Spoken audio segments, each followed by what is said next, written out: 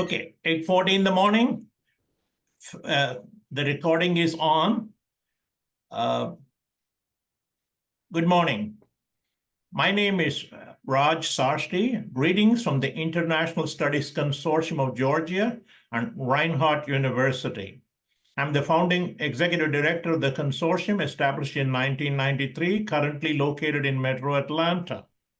We have already sent you an agenda program flyer for today's program, Repositioning Africa's Place in the Classroom, Educational Strategies and Approaches, a virtual conference which will now proceed as planned. You are special today, for without you, there is no program. Thank you so much for taking time from your busy schedule to join our conference. To the extent we would like to send you copies of PowerPoints, multimedia resources, and audio and video links, please type the name of your school and your first and last name in the chat box. Some of you have put abbreviations, some of you are using your cell phone to join. We would still appreciate if you can help us.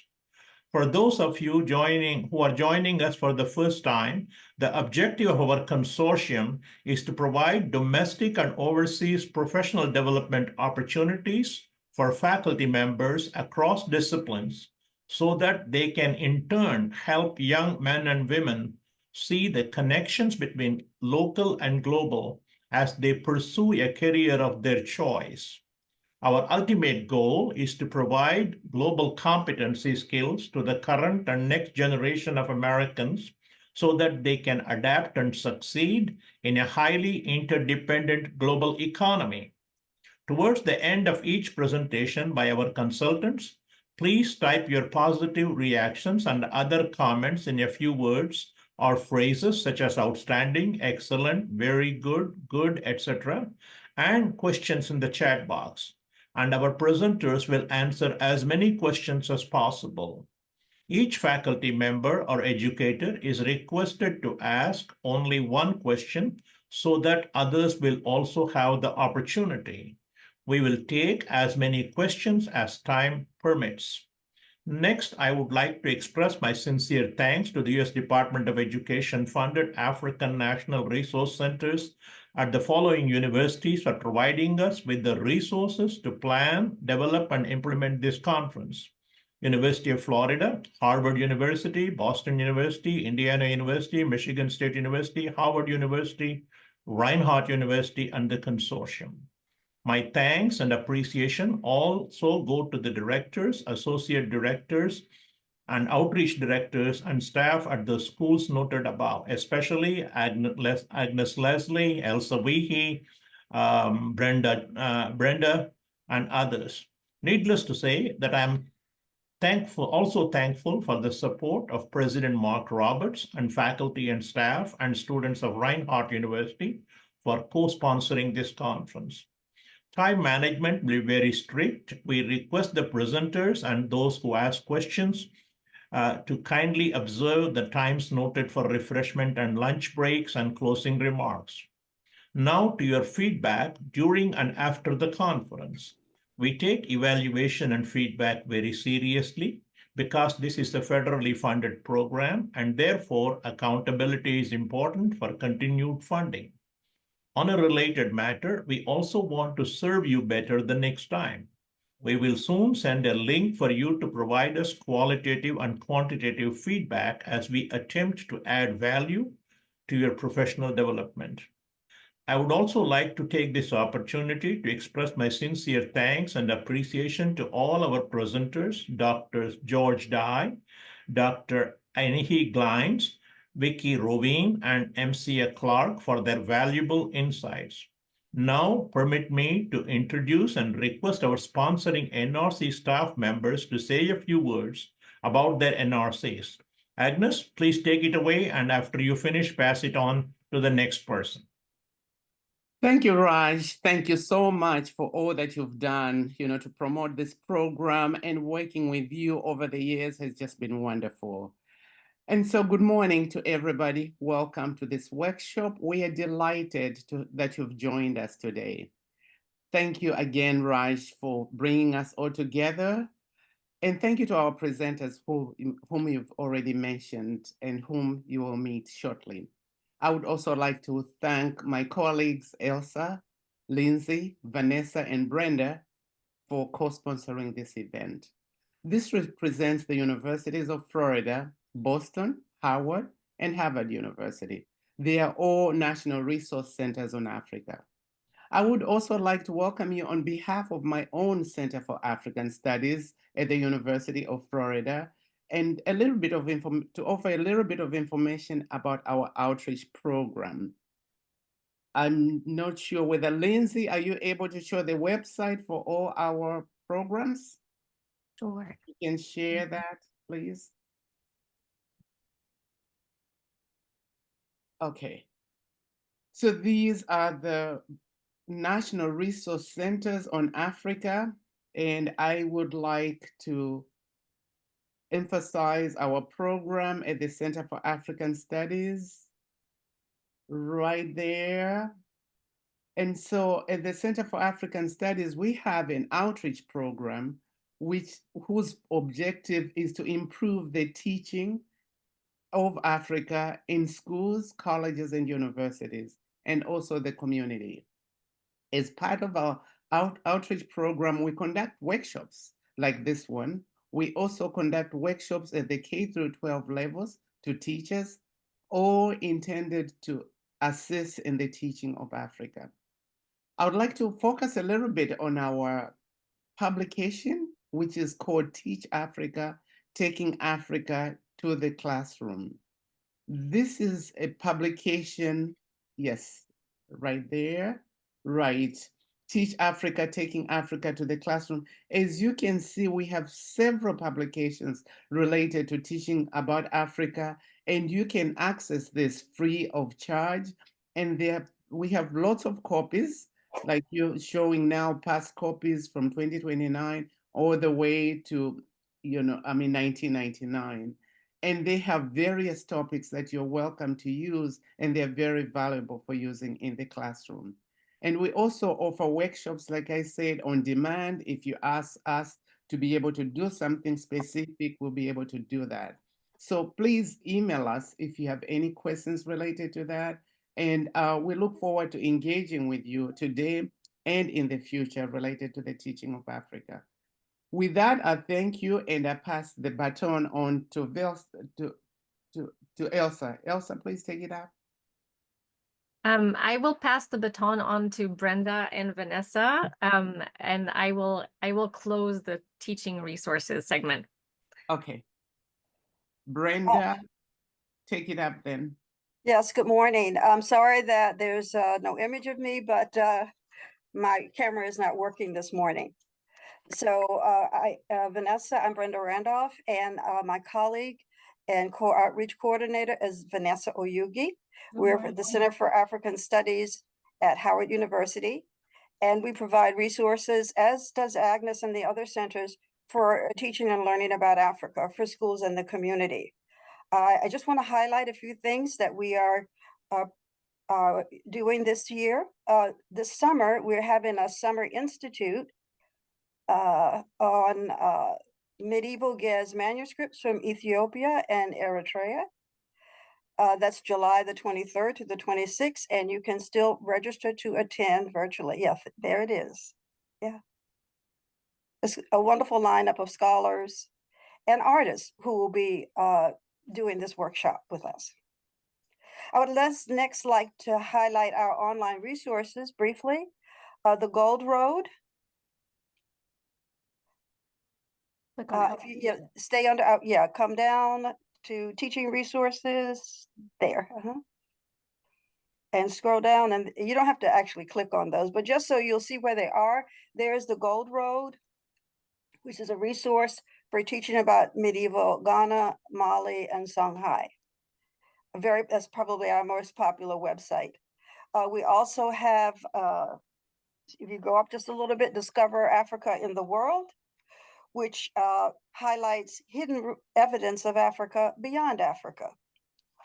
Our online magazine, which we launched in 2022, if you go up a little bit, Lindsay, and you can click over to the left, There it is.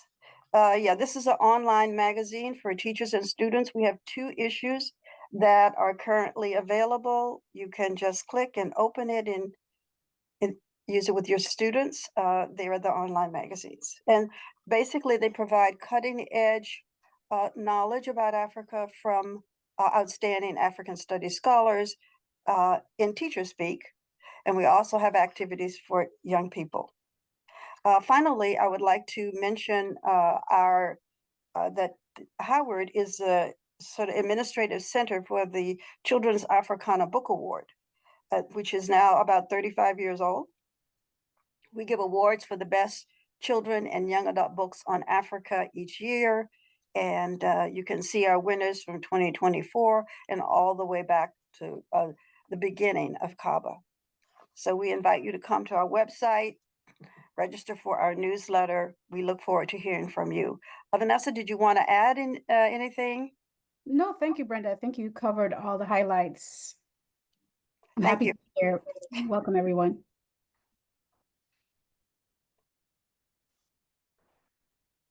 Lindsay, do you want to jump in?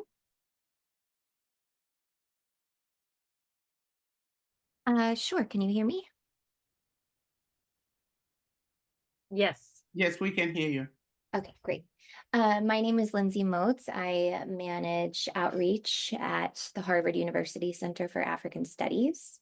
And I also manage our ASA Outreach Council Association Teacher Workshop website. So I'll just show that one because I think it provides many of the resources and it points to all of the resources for members of our Outreach Council. The Outreach Council annually puts on a teacher's workshop each November. So keep an eye out for that. We'll be planning that this summer and should have more information on that in early fall. We also post a lot of the events for the various African Studies centers that are funded by the National Resource Center grants. We have all of our members here at the bottom of the page. And we post recordings of past workshops. We will also be posting the recordings of this workshop here as well with links to the presenters' PowerPoints. We have various professional development opportunities listed here, as well as links to teachers' resources from the various NRCs. So I will go ahead and pass it off to Elsa to close us out. Thank you so much, Lindsay, Brenda, and Vanessa, Agnes, and Raj. I'm really happy to be here today. My name is Elsa, like I was introduced earlier, and I manage the African Studies Center at education program at Boston University. It's really wonderful to see such wide participation. We're 56 people in the room, and that's a good testament to how important this topic is. So like the other centers, Boston University African Studies Center is a national resource center, and we, like the other centers, have a mission to serve the public. We serve K-12 teachers, and we also serve higher education instructors. And for all of us and pertaining to all of our institutions, this means that beyond this day today and these sessions today, we are happy to serve you and support your teaching about Africa. So I'm going to highlight just 5 very short resources, which I'm also going to link in the chat box. And Lindsay, these are not necessarily easy to find on the website, so it might be easier to use them from the chat box. First, we offer course enhancement grants for higher education instructors. They're $2,000. The deadline is around December, mid-December, and it's a really easy lift. It's an easy application and it's an easy lift. All you need to do is to increase the amount of Africa-related content in your class, in your course syllabus, and submit a revised syllabus. So I'm happy to answer any questions about that. We also offer a number of online teaching resources across disciplines, for anything from climate change to geography to teaching about activism and history, of course. We are also the host of a peer-reviewed international journal of African historical studies, and we encourage you to submit a manuscript to it for consideration for publication. So please do check out that website. Our African Studies Library is staffed with 3 wonderful full-time librarians that are fully devoted to African studies, and they too receive Title VI funding. So if you have any inquiry about a source that you're looking for in your research, in your writing, in your teaching, don't hesitate to reach out. They are always happy to help, and they also offer, I put the email address in the chat box, but we also have a they offer LibGuides on a number of topics that were primarily developed by professors teaching their courses. So those are open source and accessible as LibGuides from the library. Finally, I think this is also valid for all of us. We are happy to offer consultancy on building your courses, and we're happy to coordinate and support you. Let's say if you wanted to bring a guest speaker or you're looking for a guest speaker for your classroom, we always have suggestions. And finally, we do provide the very popular poster, How Big is Africa?, which is a great poster to talk about the immensity of the continent. And it's a great entry point to talk about, well, if it's so immense and so diverse, then why does that matter? So that is also available on our website. To wrap up, I encourage you to sign up for our newsletter.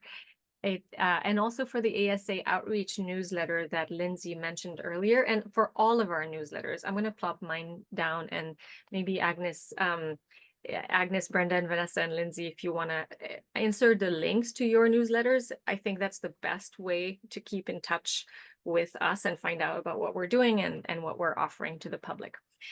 So now I have the very distinct pleasure to introduce Dr. Sefa Dei. I'm introducing our first session, and Dr. George Sefa Dei is going to discuss decolonizing African history in the classroom. Professor Nana George Sefa Dei is an acclaimed scholar in the Department of Social Justice Education at the Ontario Institute for Studies in Education. He is the director of the Center for Integrated Anti-Racism Studies and one of Canada's foremost scholars on race and anti-racism. Professor Dei is a member of the Royal Society of Canada and honoree of many awards, including the prestigious Whitworth Award for Career Research in Education, recipient of a Lifetime Achievement Award. He has also received the honorary title of Professor Extraordinaire from the University of South Africa, UNISA. He was elected as a Fellow of Royal Society of Canada, the most prestigious award for an academic scholar. And he is also the recipient of the 2019 Paulo Freire Democratic Project Social Justice Award. Dr. Dei, whom I got to know through my own graduate studies as I was looking for post-colonial education scholars and theorists. He has over 30 books and over 70 refereed journal articles to his credit. He is prolific. And teaches courses about anti-racism, education, sociology of race and ethnicity, indigenous knowledge, and decolonization in African contexts. I found inspiration in Professor Dei's work. I hope you will too, as you hear about decolonizing African history in the classroom. Professor Nana Dei, we are so happy that to be able to hear you today. And as I turn to you, I think you have co-host duties at this moment, so you are able to share your screen, and I'm going to spotlight you. I would like to let everybody know that Professor Dei is going to speak for a while, and then while all of the presentations that we have prepared for you today are going to be thought-provoking, I welcome and I encourage you to write comments and questions in the chat box as they come for you. And after each presentation, including Dr. Dei's, we will have an opportunity to read your questions, synthesize your question if there's not enough time, and also give time for those of you who may want to voice your questions to raise your hand, to raise a virtual hand and speak your question out loud. So we very much look forward to this day together. And without further ado, I I'm going to turn to Dr. Dei. Thank you very much. And I see you've already shared your screen. That's fabulous. Do you want to make your slideshow full screen? Yeah, let me see how does it show? It shows the slides. It shows us the sidebar and the slides from me. Oh, so it's not full blown. Yeah, if you want to, you can click on the little symbol. Slideshow. If Yeah. you go to slideshow, then you have just one slide at a time. Yes. Yeah. Right.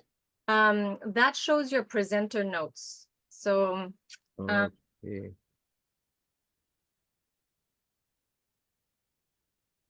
Does it work? yes, beautiful. Looks great. Okay. Mhm. Take it away, Dr. Dei. Thanks Sure. for being here. Yes.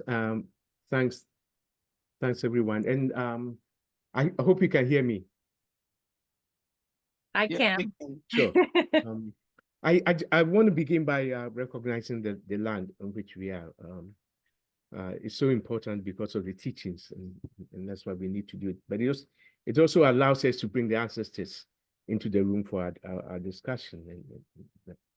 And as I said, I'm very grateful to be invited to be a speaker here.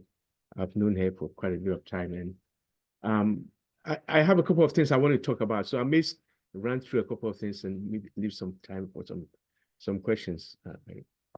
We know that, for example, when we talk about history is not just the subject of history. History is the totality of people's lived experiences, and history is taught not only in the history class, but history is also about what we do in chemistry, what we do in mathematics, what we do in drama, what we do in literature, right? And this is why we need to take that comprehensive view of history. And when we talk of, say, African history, it is, as a matter of fact, global history, because we're talking about everything about our world in that context. For example, when we look at when teaching Europe, right? Africa was very, very central to European quest for gold and ultimate enrichment. Rome and its engagement with Africa, the way we speak about the Roman world.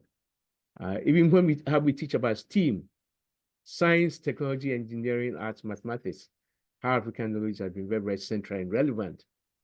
Because we have a long history, for example, of mathematics in Africa, and Africans are seen as the first mathematicians, but our students don't know this, right? When we teach about literature, right, there's so much vibrant African literature that engages with African history, and it's very, very important that we deal with this, right? But also teaching African history is to be woke to our truth, right?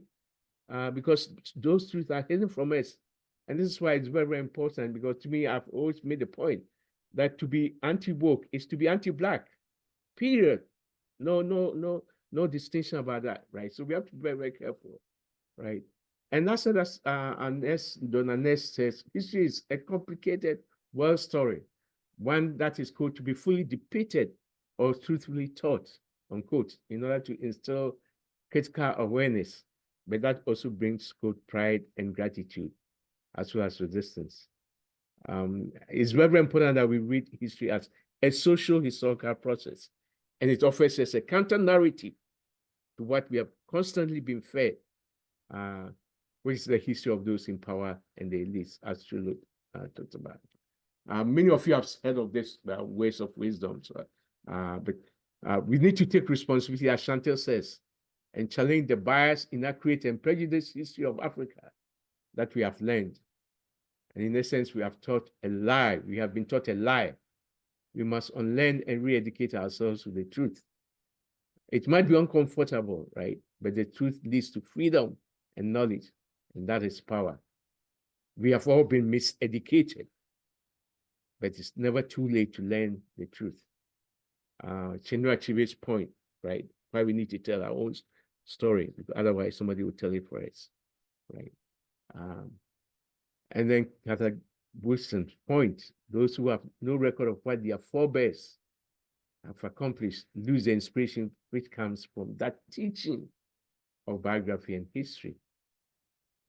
And I would maintain we teach history not for what we want to know, because I see what some of the conversations taking place in North America, where it's about, oh, well, we should teach about what we want to know. It's not just that.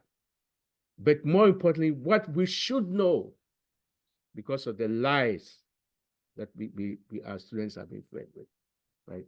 I just wanted to write a couple of, and I think this is something that you're all familiar with when we look at the US context. I mean, we see some of the documents around education, but there's a question why I'm raising this, I'll ask at the end, right? Whether it's the Brown versus Board of Education of Topeka, the landmark decision against segregation. And then Reagan's nation at risk, where US schools were seen to be failing science and mathematics. And the concern was that US was falling behind Russia, right? George Bush, 2001, No Child Left Behind, which was intended to hold public schools accountable through high stakes testing, right?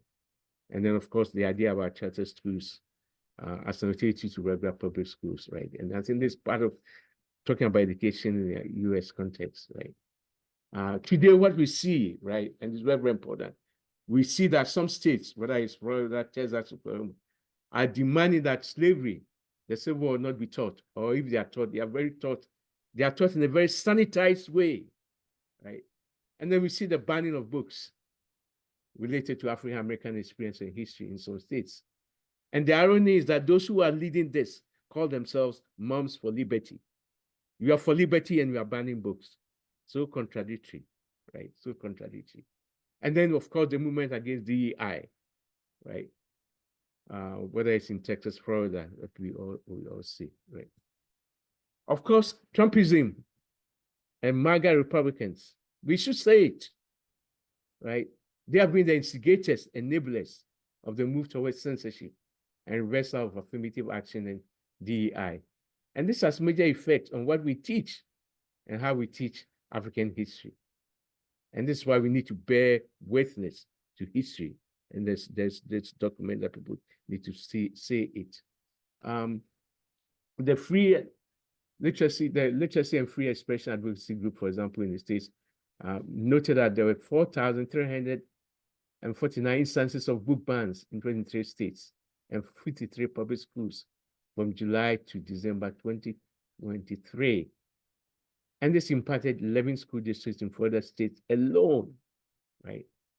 Now, the reason why I'm sharing all this is, this is a question I want us to think about, right? In the US educational historical context at line, right? How do educators see the relevance of teaching African history in transforming schooling and education outcomes? This is a question to think about.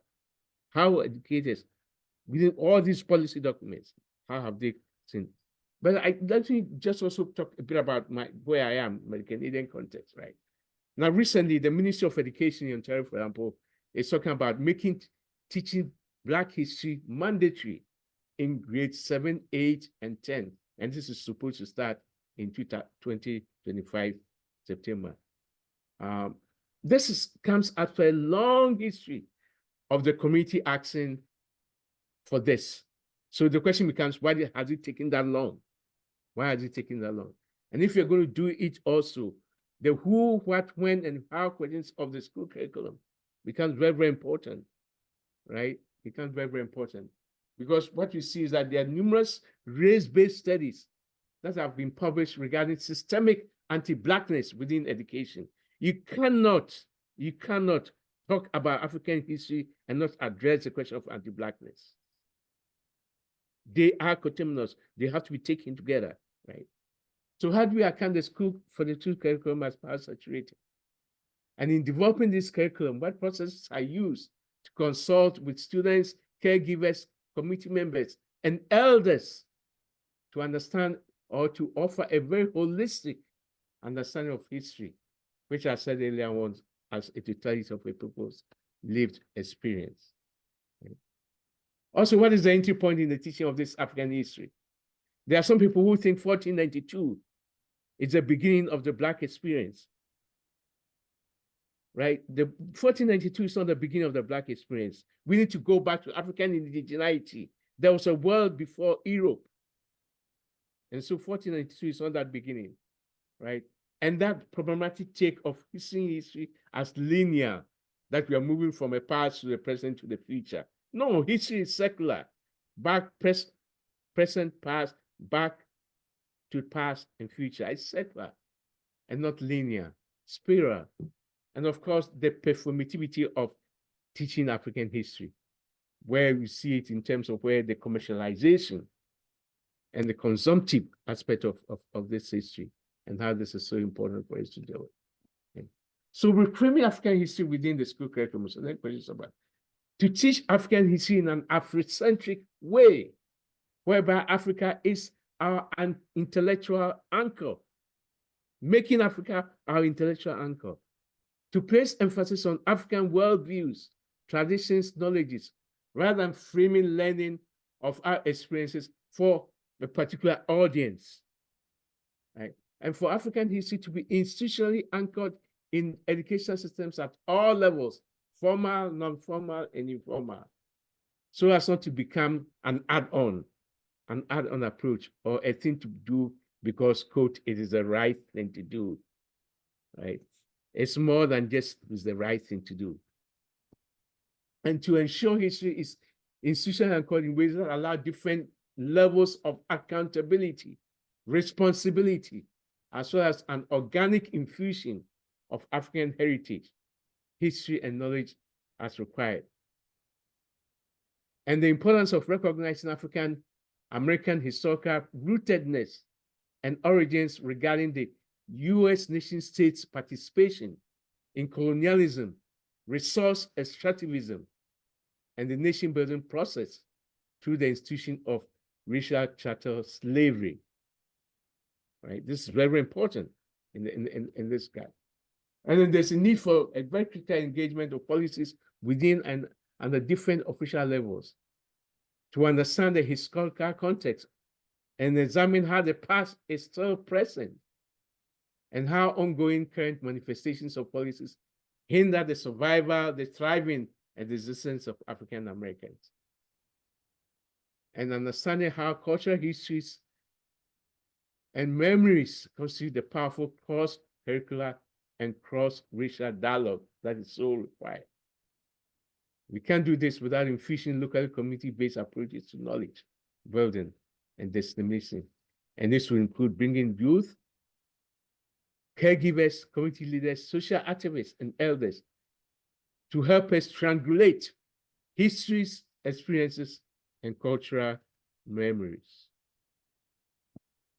To teach this history as about developing critical historical consciousness of Black and African American peoples. To acknowledge that we cannot engage this history without understanding community activism, and the intentionality of linking Black African history with approaches to address anti-Blackness and anti-Black racism. Teaching this history, we have to focus on cultures, histories, languages, policies, politics, technology. Again, it comes back to my earlier point that it's not just the history as a subject, but also we look at it in the politics, language, technology, economics, spiritualities, and that they are not simple events or discoveries of history, but they are processes that we need to engage in this regard. Some uncomfortable truths that need to be told, right? Africa has a very rich, untold history. The continent did not require an imperial white savior.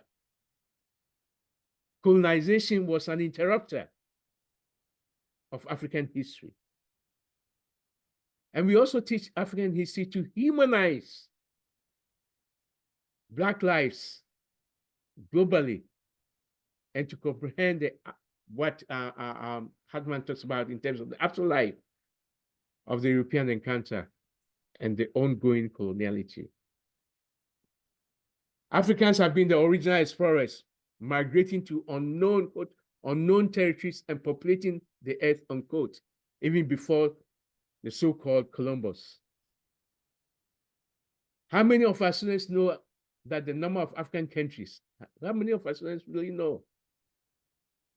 And that we have thousands of ethnic groups and over 2,000 languages on the continent. they talk about Africa as if it's a homogeneous blob, right? Without looking at the complexities and the diversities and the richness.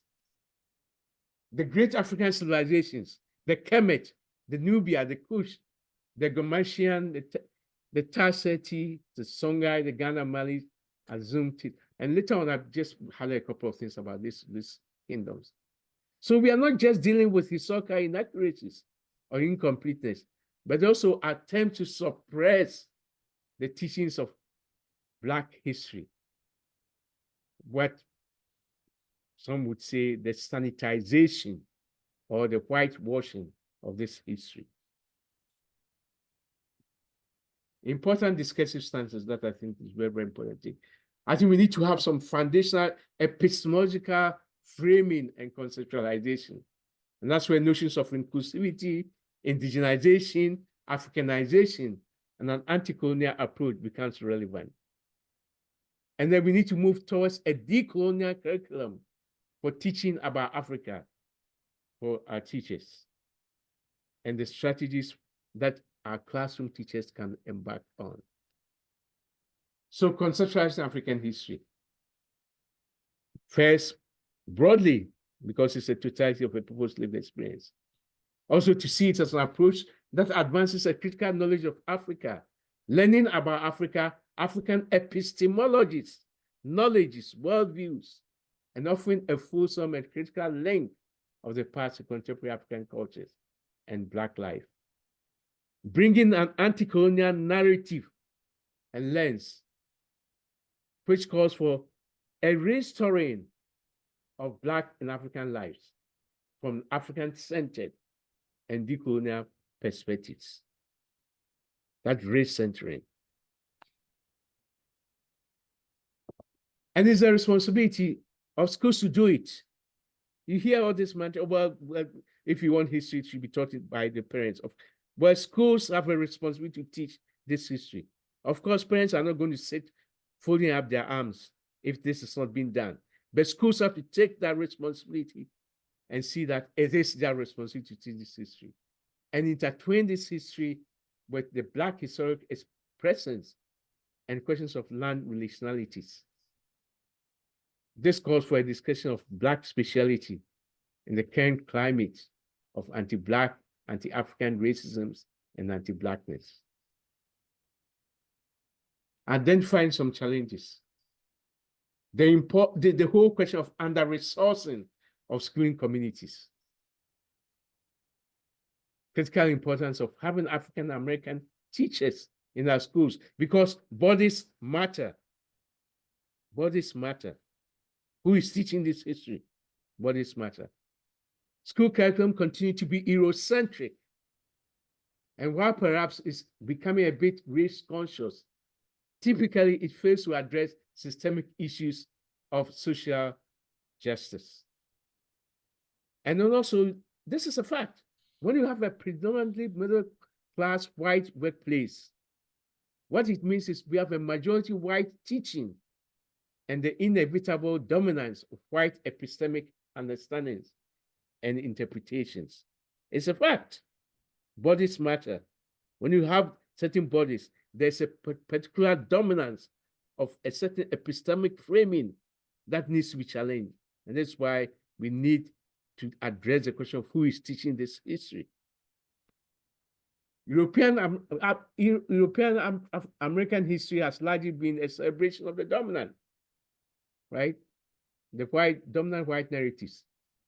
And we see it in the debates and the resistances, even particularly around historical monuments and colonial architectures. Who is leading these conversations and for what interest? It is critical awareness to understand the why of the inaccuracies of dominant history and the cultural and racial and political economic motivations underlying these inaccuracies. We need to ask different questions. Whose stories do dominant historical narratives tell in the school curriculum? How and why? Whose ancestors and ancestral knowledges are remembered? How and why? Who speaks for the nation? as we remember the national past. How does school curriculum sustain a grand narrative of empire building in the US imperial history, including questions of genocide and conquest? How do we develop an anti-colonial school curriculum to complexify the teaching of history and thereby disrupt American consciousness of its past? Consciousness of its past in terms of African enslavement, what happened in Selma, what happened in Tulsa, and how these were hidden from students and learners. And then the who and what is excluded in the retelling of history. Example, in the classical civilizations, exclusions of Afro-Asiatic contributions, as my former student and colleague, Alo Kempf, writes about. How is African history itself gendered? How is it class, able, disabled, and sexualized? What does it mean to examine curricular, pedagogic, and instructional changes within the broader context of demanding structural, institutional change in our schools? What often gets erased in discussions about Africa? And how do such exclusions, negations, and absences impact on our own teaching and learning as educators when we have these exclusions, when we have these negations, when we have these absences? How do they impact on our own teaching and our effectiveness as teachers? How can U.S. school curriculum bring learners' attention to histories of African American, indigenous, and racialized co-resistances? Not just the discourse of victims, but the co-resistances, the resurgences in the face of race, gender, class, sexual, and religious trauma and violence, including institutionalized poverty, questions of health, education, employment disparities, and the challenges that we confront around questions of land and environment. How to critically teach history to learn ways whiteness manifests itself in everyday institutional encounters. I'm here speaking about the ways the ideology of whiteness continues to be produced, reproduced to benefit from colonial logics.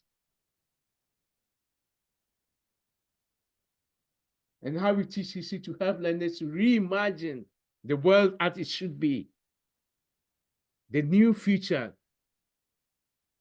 which is not going to happen simply by divine intervention, but it's going to happen through human action. And that was what I wanted us to think is, how do we begin to talk about a new future and act to bring it about, using history as a trope to address this question? So the Afrocentric reading of history, a couple of points here. The indigenous African conception of history is not linear, as I mentioned, or theological, but rather moves in cycles and spirals and sets a course without neglecting to return to the same point, unquote, as in the past, future being contained in the present. The Bolivian feminist scholar Susu Quanquin writes about this indigenous modernity in this way. Also, African history as, quote, a dialogue, not a monologue, an interrogation, not a rhetorical polemic, unquote, that materializes in a decolonial, anti-colonial history curriculum, and, quote, not simply as critical historiography, unquote, again, Alo Kempf.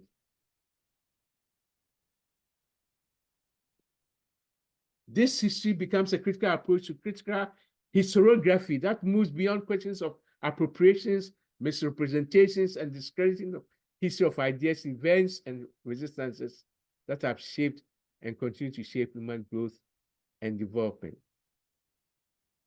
Bernard Olela Molefi-Asante talked about this. knowing and understanding and appreciating African history on its own terms. Appreciating this history on its own terms, not through the lens, not through somebody's eyes, on its own terms. And understandings of what constitutes civilization and what constitutes modernity.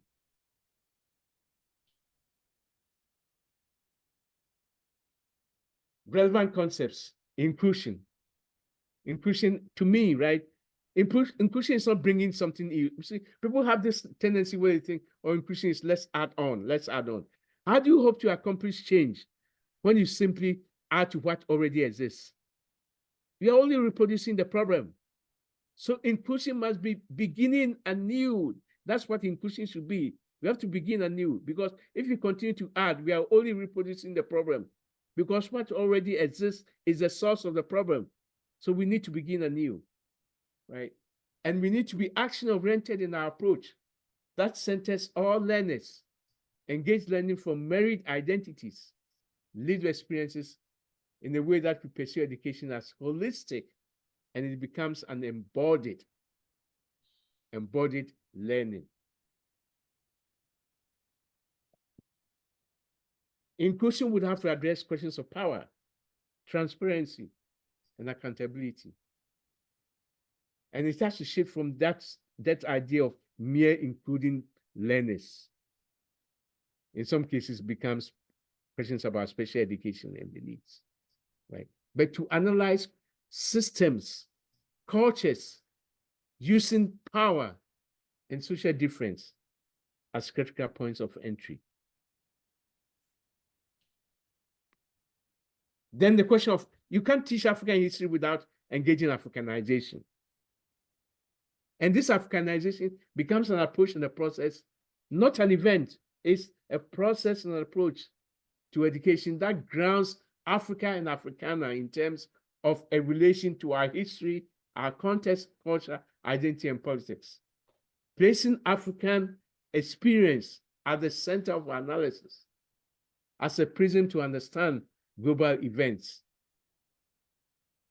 including the interrogation of colonial historical narratives. And this is a point that Asante, Waithiongo, and others actually maybe talk about, right?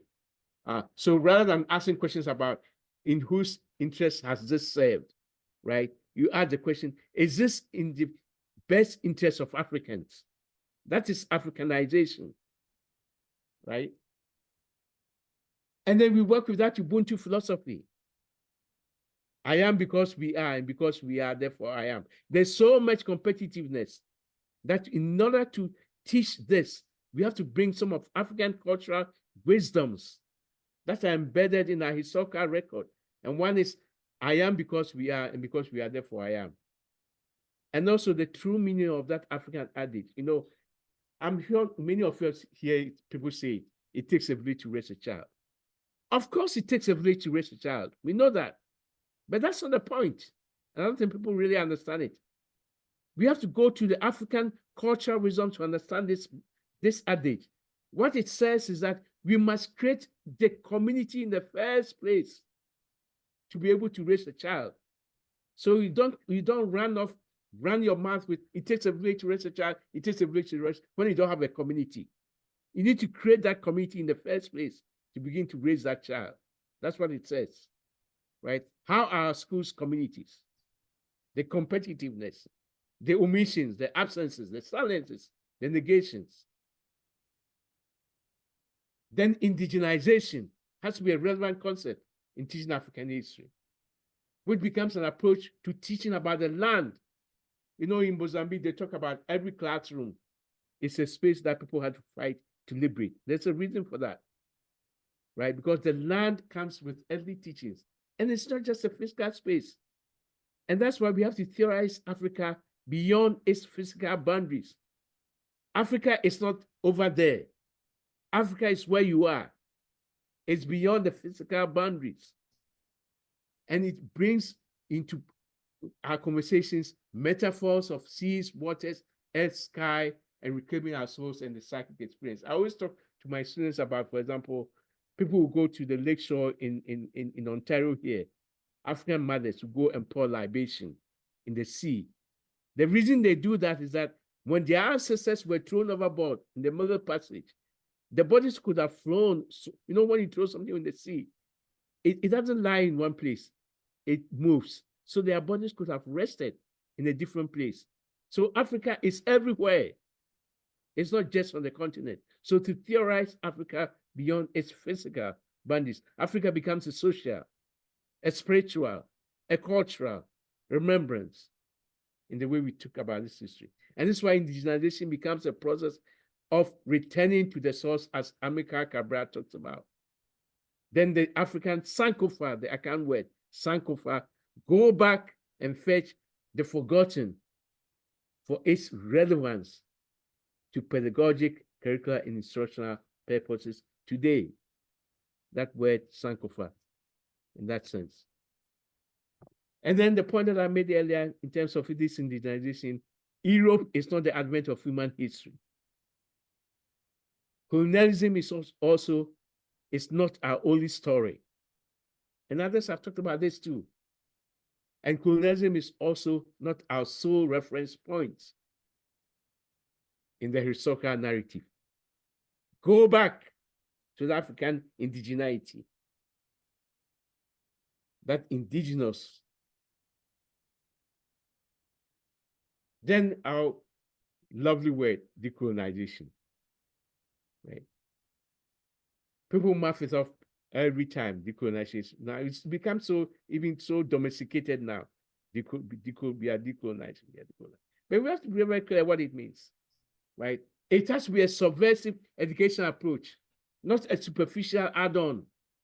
It requires action to dismantle and rebuild, as Mehisha and Wasiya Tarvin speak about. Then this decolonization is primarily, but not exclusively, about land and building relationships in schooling and communities, as my colleague Chang and Yang speak about. It's also about going beyond the land to a consciousness of existence. And what Ngugi wa Thiong'o told us about this long ago, that consciousness of existence, because it's about political and educational action.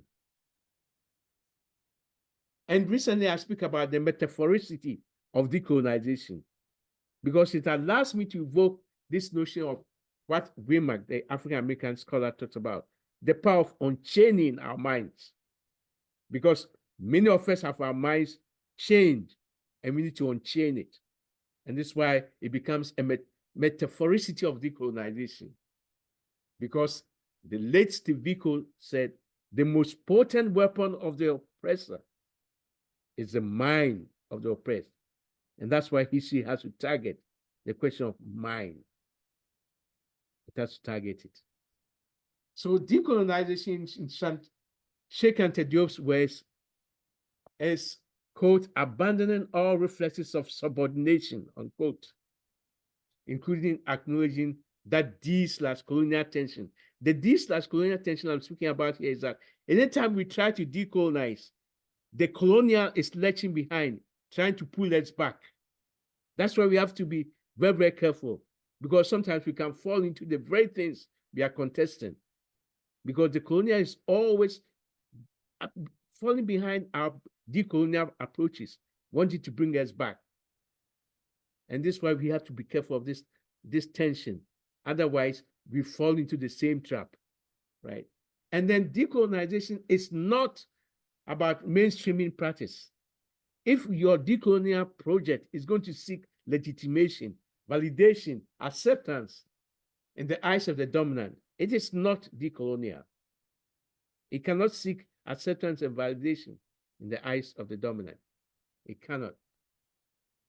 And through an emphasis on, a long time ago, I used the word multicentricity, decoloniality challenges the idea of a dominant knowledge or a system which becomes the standard through which everything else is measured. Decolonizing African history education, to quote Molefi Asante again, it's not just de-Westernizing. but rather a total reassertion of Africa at the center of knowledge discovery, interrogation, validation, and dissemination, unquote. So implications and practical strategies for teaching Africa towards the anti-colonial curriculum I've been speaking about. I think, look, let me run a couple of things. There's the philosophy of practice and questions of authenticity, right? And answerability. Who are we answering to? Who are we answering to? This becomes a critical question to engage if you're teaching about African history, right? And then authenticity, being authentic in our teaching approaches. For example, right, educators have a responsibility to do the work ourselves. Sometimes people want a cookbook. Give me the cookbook to do this work. There's no cookbook. We have to look for the resources. We have to look for the resources. And part of it would have to do with reconceptualizing what Africa stands for, or even Blackness. Also to move beyond particularities, because the particularities are important, but there are also certain things that are converged. They converge. Also creating relevant knowledge. Creating relevant knowledge. Collaborative learning and teaching. Telling success stories.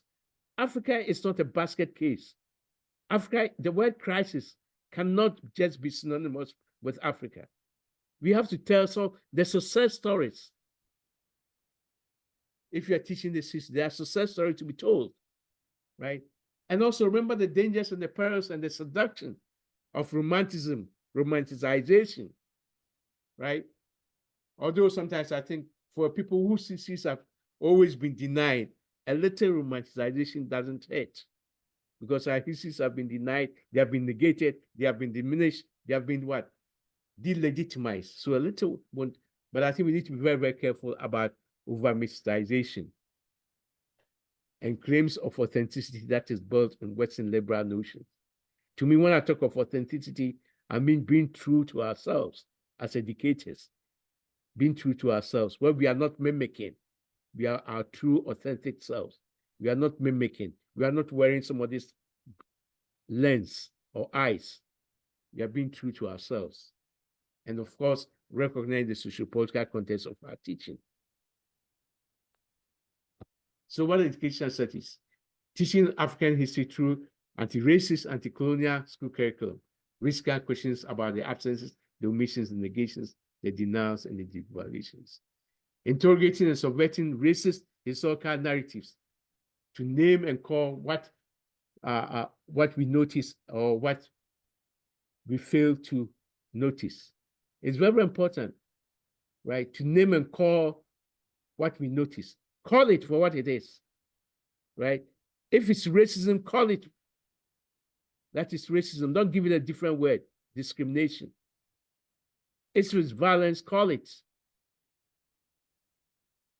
And this power of naming is so important. And mapping and translating this power in terms of the ideas, the beliefs, the stereotypes, and the prejudices that we hold as we produce particular historical narratives for consumptive purposes. Then using critical texts to teach about Africa, race, and Blackness. Particular texts that debunk Greek, Roman whiteness assertions. For example, if you wanted to use, for example, that text to kill a mockingbird, there's a better text than that, because that's a racist text. There's a better text, and one that text would be what? A demise, monster, rather than to kill a mockingbird. Then teaching African indigenous knowledges in schools as part of understanding African people's culture and identity. Building community and caregiver relations that I talked about, right? Tap into African cultural knowledges within the communities itself. Elders, right? What is the place of African elders in teaching about African history? What is the place of elders in our schools? Bringing African elders in our schools to help teach about this African history. And supporting our students in their educational achievement through critical academic programming. Promoting the use of storytelling. the spoken word. That can be a strategy. Creating a greater sense of belonging for the students. Belonging that they come from families. Our students are not individuals, they come from families, they come from communities. And having resources, novels that allow students to see themselves and their own representations. And a space for the youth to gather, support, and advocate for themselves. This comes back to the earlier point that sometimes people talk about history as if it's just a subject. We have to teach it as a totality of a people's lived experiences.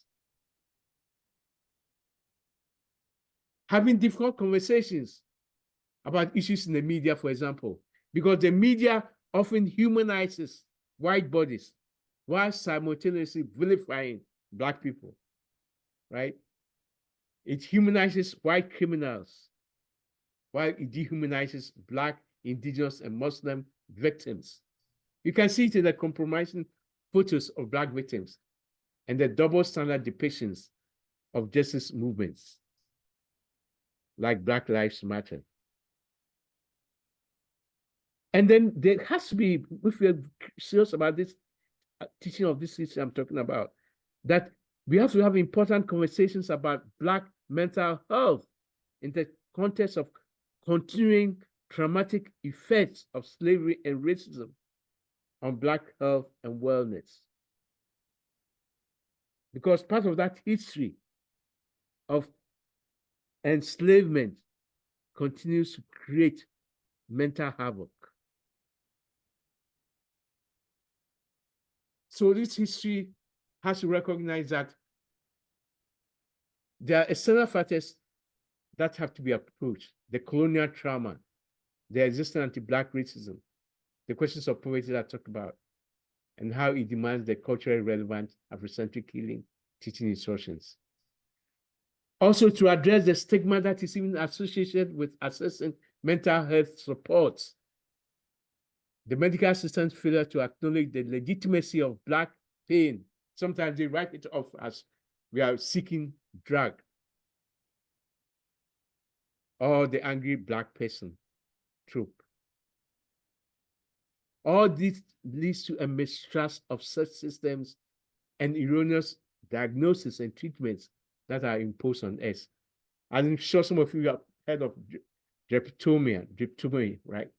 Where African bodies that were trying to flee slavery and their enslavement were seen as having a mental problem. When they were trying to liberate themselves, they were trying to seek freedom, and they were trying to flee from that. They said they had a mental problem, Repositioning, right? That's what we're dealing with. The Tuskegee experiment is very, very clear here, but also the gynecological advancements on the backs of Black women. I think many of you are aware of the Serena Williams, the tennis star story. If she wasn't a strong Black woman, what would have happened to her going through the medical system? Now, I want to close with some highlights of some of the ancient African civilization that I talked about. And I think some of this can be seen in some of these references. And at the end of my presentation, there are a couple of resources that I give for educators, and my PowerPoints can also be shared, right? So we fear of the Kemetic civilization, right? The Egyptian civilization, and the time period for it, which is very, very. I think we know it as the first major civilization of Africa. It was first called Kemet by the Africans themselves. Kemet means land of the Blacks, right? Later, the Greeks called it Egypt. Ancient Egyptians invented a calendar. They originated a form of writing, hieroglyphics. They developed papyrus, a paper made from the papyrus plant. They built pyramids. We know the tomb of kings at Giza, notably the Great Sphinx, considered as one of the 7 wonders of the world, which is a very impressive, sophisticated architecture. They also had notable achievements in art, science, and technology. Go back again to what I'm saying, that the original mathematicians were Africans, right? The scientists, mummification, the whole idea of mummification, how it's traced way back to these kingdoms and these civilizations. Then the Nubian civilization. Nubia, which refers to those two communities, the Kush and the Meroe, they had sophisticated architecture, construction. Kush facilitated economies of iron ore industry, right? You see how iron has been so central to even how we build some of our skyscrapers today, right? The origins of iron, the steel industry. They built important mining centers for such minerals as gold and electrum. And they created important center for labor relations with African peoples. They also developed a writing system, which is the second oldest in Africa after Egyptian hieroglyphics. Zimbabwe civilization. The Zimbabwe civilization. Zimbabwe, known as the Stone City of the South. It developed its own language, the Shona. It started as a trading center, particularly with the Kilwa and the Swahili culture in the coastal areas. It became a center for farming in gold, farming as well as trade in gold and ivory. Zimbabwe built an extensive network of monuments, notably that great enclosure wall, that stone wall which circled the city, right? And it's still standing massive. In fact, Europeans thought Black people could not do this, could not have constructed such structures because these structures were too advanced, as Chantal Brown Morgan talked about. Ghana Empire, founded in the 2nd, 3rd century AD, noted for its trade in gold and ivory from the south and salt in the north. The markets, the religious shrines, the foreign merchants, the fortified royal forts and retreats. Its capital, Kumbisale, had over 15,000 inhabitants at the time of the Arab invasion. This invasion by the Berber Muslims and the Almoravids from the north destroyed this empire and its achievements. Mali, which emerged after the fall of Ghana, noted for its wealth and trade in gold. It duplicated some of the achievements of the Ghana Empire. Its famous rulers, the Sundiata, Mansa Sakura, and the Mansa Musa, you know their achievements, right? It comes back to the point that I said that, like, colonialism was an interrupter, right? Colonialism was an interrupter. Sankore University, Timbuktu, with its great library of thousands of manuscripts. How many of our students know about all this? Songhai, which peaked in the mid-15th century with its capital city, Gao. It even exceeded some of the achievements of Ghana and Mali. With the fall of the ancient empires also came the famous kingdoms of the Mosi, the Kanembosu, the Hausa, the Bambara, the Wolof, the Oyo, the Yoruba, the Benin, the Dahomey, the Asante, the Bono, and the Akwamu. All these kingdoms emerged. All these kingdoms emerged. Notable achievements of West African kingdoms and the empires. I mentioned earlier on the city of Timbuktu, with its famous Sankore University, the Madrasa, which became a hub for Islamic intellectualism in the 15th century, attracting global scholars during the reign of Mansa Musa. Also, when you look at Western fine arts masters, Pablo Picasso, Henry Matisse, Jacques Lipinski, and others, they were all heavily influenced by West African art, right? For example, Picasso's groundbreaking Les Demoiselles d'Avignon, which initiated Cubism in fine art, it derives much of its inspiration from the ceremonial acts of the Dogon people of Mali, right? But our students are not told this, the hidden truths. West African cities, Benin in Nigeria, Kumbisale, had great armies and notable achievements in the architectures. The famous West African trade in gold and metals that characterized the ancient kingdoms of Ghana, Mali, and Songhai, right, that I talked about. See, this wealth and trade of West African region also became the main source of inter-ethnic wars for Black African enslaved peoples who were sent to the New World. So it became like we had the wealth, and it was also a curse for us because it created this enslavement process where our people were taken in the Middle Passage to the New World. But it's very important when we talk about that enslavement also to bring the Arab into that context because they were part of that. This untold history of resistance of African kings like the Asantes to European enslavement of African peoples need to be told. You know, sometimes we hear all this kind of, I don't know, you know what word I want to use. People talk about where Africans sold their own kind into slavery. That's a lie. That's a lie.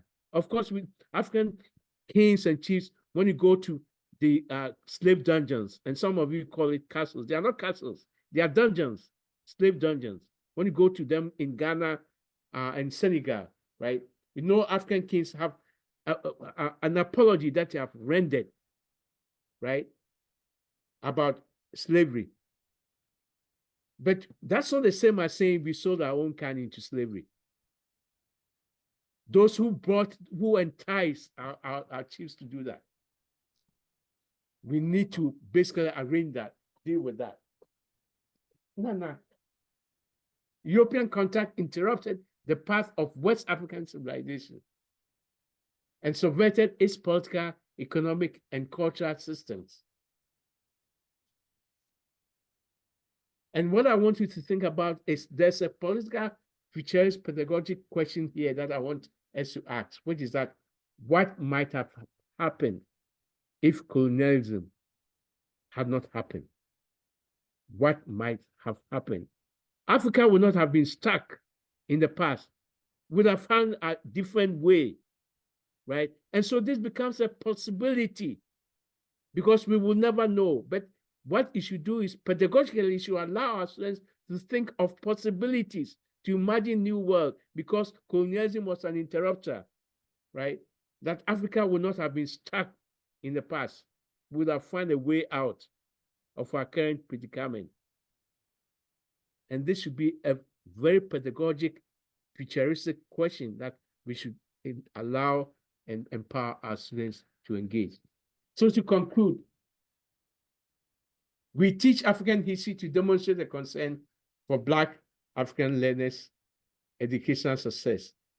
But it's not just Black African learners' success. It's for all learners. It's for all learners.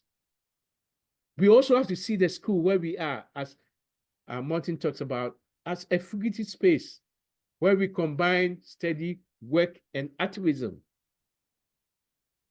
with a politics of fleeing without living. Because you see, schools tend to be very carceral places. They tend to be very violent for some of our learners. But we cannot flee from those violence. We have to challenge, we have to resist, and we have to let and allow our students to learn.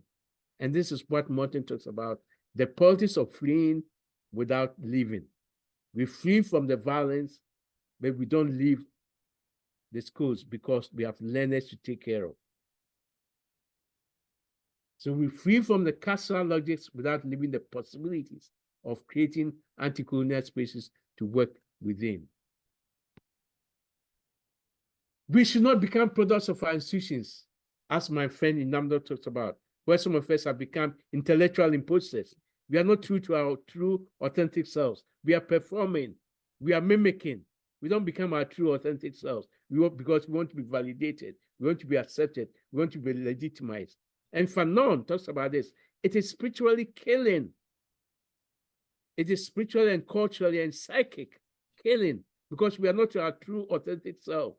We should not be intellectual imposters. We should be our true, authentic selves.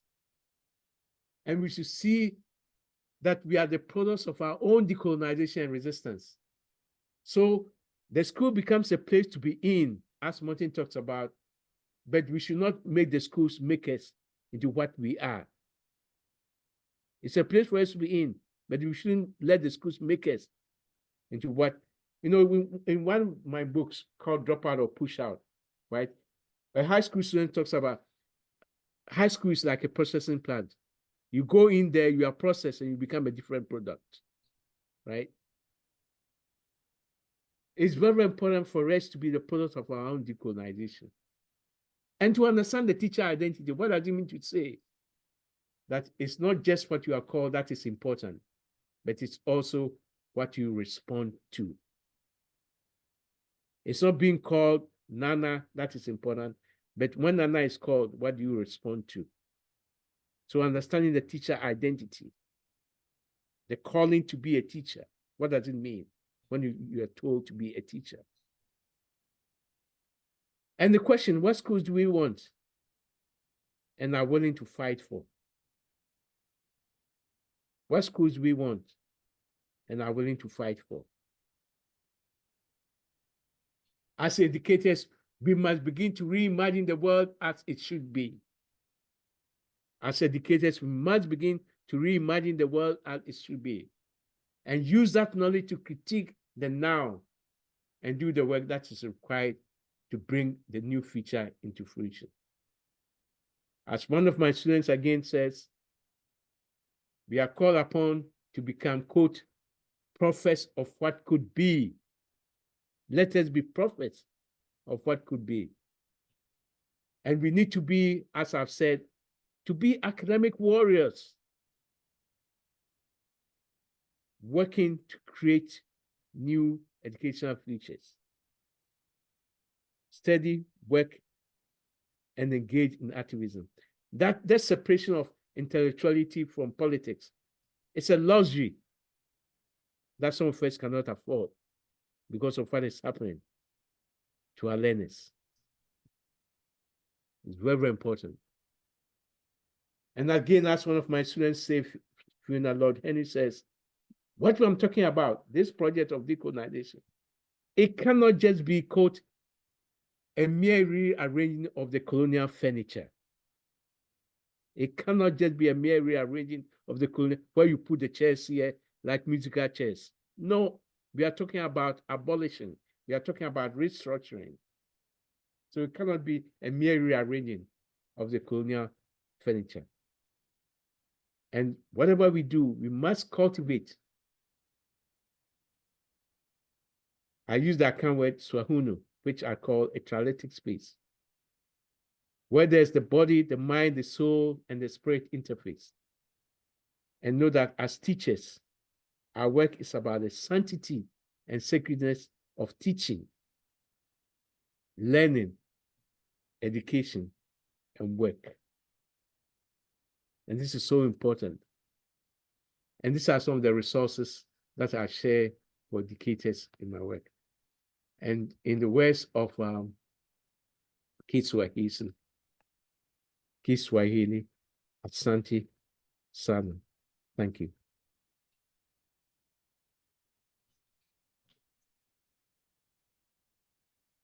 Thank you so much, Dr. Professor Nana Dei, for this far-reaching and conceptual, philosophical, ethical, practical presentation on decolonizing African history in the classroom.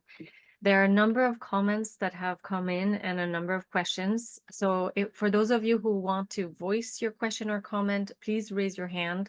And while you do that, I will pick up on a few in the chat box. We have until 10:15 for Q&A period before we break.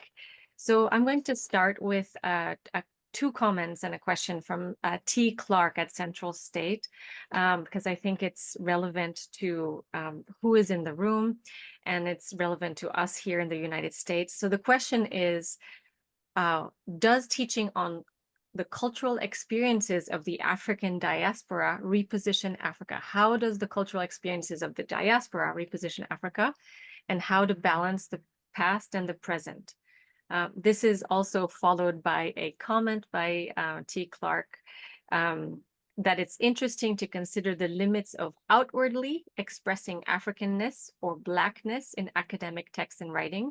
It's almost as if in the US, a certain amount of Blackness is allowed. How to push those boundaries safely? So in other words, questions of how does the diaspora inform Africa and decolonizing African history, and what does it mean to push the boundaries safely? T. Clark, if I misrepresented your comment, please Let me take the first Go one. ahead. Yeah. I think the first one speaks to what I was talking about, which is the theorizing Africa beyond its physical boundaries, right? That I think when we talk about Africa, right? Africa is not somewhere.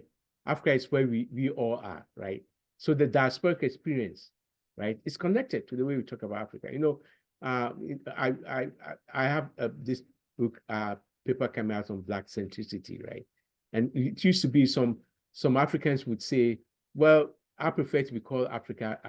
Black is not my experience in that. Well, you need to come to the transnational mobility to know that your Africanness is Black, right?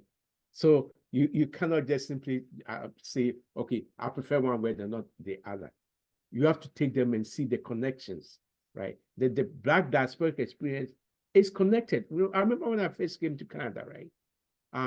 They were showing pictures of Somalian babies with flies because of the famine, right? On TV. It's no accident when people see these pictures, rather than ask for the context of what is happening, they related that to the way they saw Black people here, right? So these things are connected. The Black diasporic experience is connected to the African experience. The way the Black diasporic experience is understood, right, is connected to the historical connection that people make with Africa, right? And this is why we have to find a way for our scholarship to combine the African experience in a way that says Africa is not just a physical space. Africa is a social, right? That it transcends boundaries, right? That when we talk, for example, about Black Lives Matter in the diasporic context, Black Lives Matter also in Africa, right? Because we do have Black African police officers who treat Black bodies as worthless on the continent, right? So we need to connect these issues, right? And that's why sometimes when, you know, look, my friend Molifia Sandy says, somebody would say, well, in the diaspora, well, my ancestors left Africa a long time ago, right? So I don't have any connection with Africa. Where you left your mind in Africa, and you need to go back for it. Because there's a connection that needs to be made in this context. These things are not isolated, they are connected. And this is why when we teach about the Black diasporic experience, we have to look that, well, the African experience, the Black experience did not start with 1492. It did not start with 1492. It goes way, way back. And to be able to make that connection in that context. And I think, could you repeat the second question? Yeah. The second question was related to let me try to reword it right now. Did you guys want me to say my question? If you would prefer, it would. Okay. Yeah. All right, so I'm Dr. Tiffany Clark, Assistant Professor of Spanish at Central State University, which is an HBCU in Wilberforce, Ohio. And I wanted to talk about, you were talking about, you know, putting Africa back in the center, not only in our academic texts, not only in our curriculum, but how we present ourselves at, you know, functions and stuff. And so I was just wondering, like, I think that how do you deal with challenges to that? For instance, there's a certain amount, I feel like, in academia of Blackness or Africanness that one can show until you're pushing the limits, even in how one dresses, you know what I mean? So basically my question was, how do you deal with, you know, the boundaries of, how do you push those boundaries in academia safely? Yeah, no, yeah. Yeah, no, I think, I mean, one of the things we look at when we look at academia, right? There's a way that academia reaches Blackness in particular ways, right? Blackness becomes very, very something that is feared. There's a fear around Blackness, right? Because people see Blackness only in terms of their own caricatures of what it is. But if we talk about Blackness as sites of strengths, as sites of resistance, right? It has implications for what we do as Black scholars, right? That for me, as a Black scholar in, say, in a diasporic context, right? Your work has to deal with the question of relevance to our communities. So Black scholar and Black scholarship, that decoupling, to me, it's something we need to think about. Black scholars and Black scholarship are intertwined, the relevance of our work. And then we also have to affirm our students.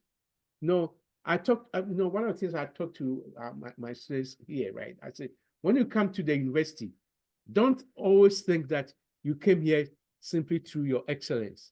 Of course, we know we are excellent, but people have to fight to make the doors open for your presence here. And that's why when you get in here, you also have to fight to create the space for others to come in. And that means working with the understanding of Blackness, which is about resistance, which is about not betraying our ancestors for the struggles that have made it possible for us to be where we are, right? There are many Black scholars who don't even want to say race because they know they can go very, very far when they don't say anything about racism, because they are going to be seen as intellectual. You just start talking about anti-Blackness, racism, and you are seen as the troublemaker. You're always seeing, listen. And some of us, right, enjoy that and hardly speak out, right? We hardly speak out and speak up on these issues. And I think, to me, as a Black scholar, you have to be able to be authentic to your true self, to be authentic in terms of not betraying your ancestors and the struggles and the resistances that have made it possible for you to be where you are as an academic, right? That you are at a place that people fought to make it possible for you to be where you are. It wasn't just through your own individual intellect. You have it, of course, but your success was created through community struggles, through community resistances. And we have to be able to speak about this. And part of that also speaking is that to talk about the heterogeneity, the complexity, the multidimensionality of Blackness, right? That Blackness is not just one thing, but that if you are talking about Blackness, you know, I'm sure, Doctor, you know the point about nothing about us without us, right? That we have to define our Blackness and we have to contest it. We don't have to allow somebody to define our Blackness for us. We define it and we contest it. And that's part of our academia. But we don't negate it, right? Because there are some who want us to negate that Blackness. That what, look, someone would say, look, I want to be seen as George Day, a scholar. No, I want to be seen as George Day, a Black scholar. I'll take pride in being called a Black scholar, not just simply a scholar. I take pride in being called a Black scholar because these spaces, right, want us to be silent on our identities. And I'm not going to allow that to happen. We need to resist that. And some of us sometimes are seduced, right? We get into the luxury of academia and we forget where we came from. We forget the communities. We put our own communities under the bus, right? And that's why sometimes our communities become very suspect of us because we are not our true, authentic self. We go into these spaces and we simply perform. I'm going to follow this with a question. Thank you, Dr. Day, that is relevant to this conversation. Kathleen Phillips, thanks for posing it. If we go back to Fanon's mapping of the process of true decolonization in his Intro to Wretched of the Earth, not only must we stay away from colonized education, but we ourselves who have been educated in Western education systems cannot be the leaders of this process. What do you say to this? What is your answer to this? And the I think role it's of not the an Western either or. education system. I think the relevance of what Fanon is saying is that it's to me, it's for us to always think about that. It's that decolonial tension that I spoke about. That anytime we try to decolonize, the colonial is lurching behind, bringing us back because of the way we have been schooled, right? So sometimes the questions we ask are framed through the colonial lens. And so to be Fanon's point then is to be cautious of that because of the way we have been schooled, there's always the easy and seductive slippage into the very form we want to contest. And so we want to be aware of that. But I think to me, I want to take it as both and with, right? That yes, the possibility is there. The possibility is there. And there's also the caution that we need to be aware of, right? That because of the way we have been schooled, right? Because you see, sometimes how many of us, even as scholars, want to talk about African indigenous knowledge, right? We don't want to talk about African indigenous knowledge, right? But we do have African indigenous knowledge. We do have African worldviews and African systems of thought. And let's promote them as part of the counter narrative, as a part of basically challenging the dominant narrative. When I talked about multicentricity, that was the whole point about multicentricity, that we should have multiple centers of knowledge. Because when you have these multiple centers of knowledge, no one center can claim to be the dominant one, because we have multiple centers of knowledge, right? So you decenter the dominant one. And this is what we need to do. Multiple centers. But many of us are afraid, or many of us don't want to do that. We want to mimic, right? We want to engage theories that hardly speak about our experiences. We want to show, I remember when I was being interviewed for my job at Toronto. It was 1991, when I'm sure some of in the room here were not in academia, right? I've got a question about, what about Foucault? I said, yeah, Foucault. Well, Fanon, let's talk about Fanon. Fanon also. Yes, Foucault is relevant, but I also want to talk about Fanon, right? Because we are always being trained, right, to work with dominant scholars and not talk about our own scholars too, right? As one of my students who is now teaching at University of British Columbia says, right, about, look, when I asked for a paper for a conference, his title was, quote, "Nothing personal, Shakespeare, semicolon, but I would rather be reading Wole Soyinka," unquote, right? What is the meaning of that, right? What he was saying is that there are African literary scholars who are on the same lane as Shakespeare and those that we worship, right? And we should talk about them. The Amata Edo, the Chinua Achebe, the Wole Soyinka, right? The Chimamanda Adichie and others, that we should talk about them, right? And don't operate as if the only people who have contributed to knowledge is this canons. I mean, this is subvert that. Yeah. Thank you so much. Everything you're saying is also connecting to a workshop that we offered last November as the Outreach Council members, where we discussed the implications of the costs of this transformation and the cost of the engagement, which I think is a dimension that is very important. So we can also link those recordings because this is so important. We have Warner Ulrich, who had asked 2 questions in the chat box and has raised their hands. So I want to turn to you, but we are nearing the end of our time. So if you can ask your question briefly, Warner Ulrich, and also answer briefly, Dr. Day, that would be very, very wonderful for us to stay on schedule. Would you like me to ask it for you? Would you like to? Okay, go ahead. I see you're unmuting.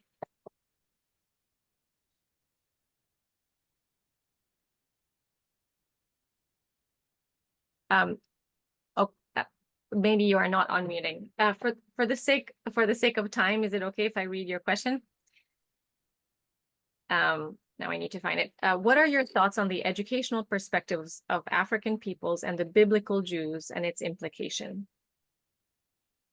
I mean, African perspective on the biblical Jews. Yes, that is the question. I want some clarification on what it means by biblical Jews. I mean, Warner, would you like to unmute and clarify your question? Yes, can you hear me? I'm sorry for the technical difficulty. Yeah, can you guys hear me? Yeah, we can hear you. Okay. As far as the American community, as well as other places in the diaspora, there's been information that's come about, or discoveries that the biblical Jews, or a lot of the biblical characters, are actually African peoples. yeah. However, you have things like commercials for the restoring of other peoples to the Holy Land, for example, and that type of ideology, one would say, is a deterrent to the progression of African peoples. So Yeah. I'm wondering, what do you think is the implementation of this ideology in education? Yeah, I think to me, now I'll say it more in the broad sense, which is to say, I think we need to work with the idea that there are African ideologies out there, right?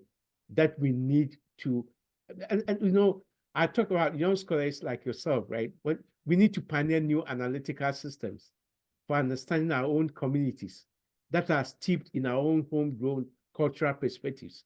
And this is where I think you're getting at, right? How do we take about African ideologies, worldviews, right, that have been devalued, that have been negated, that have been hidden from us, and work with them to understand our history, to understand our well-being, and to understand the way we move forward, right? And this is why we have to train learners to be able to work with these ideologies, because these ideologies tend to subvert the dominant ideologies that have been fed to us in schools, right? You saw the movie, for example, Hidden Figures, right? Yeah, the whole idea that a group of African female scientists discovered that mathematical formula that allowed us to go into space. How many of us knew that until that movie came out and showed that it was African American women scientists who discovered that mathematical formula? So there are certain things that are hidden from us, and we need our learners to know that, right? We are not just passengers. We are creators. We are producers of knowledge, right? And we are not just consumers. We are producers of knowledge and creators of knowledge. And we have a particular responsibility to teach that to our learners.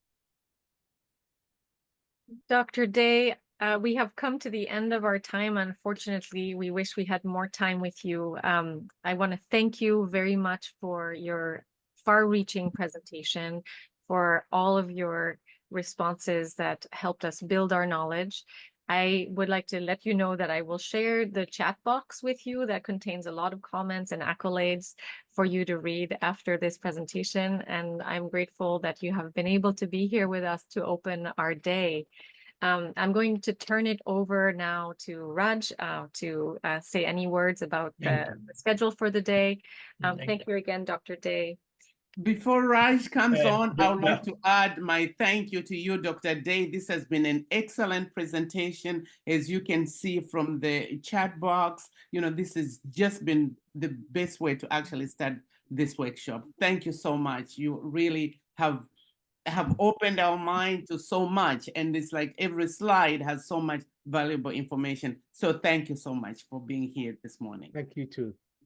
Dr. Dei, on behalf of the International Studies Consortium of Georgia, I would like to, on member institutions and participating institutions more than 55 to 60 today here, I would like to express my deepest thanks and sincere appreciation to you And one of the goals of our consortium is to help overcome stereotypical images. And you have made an immense and valuable contribution in that particular perspective.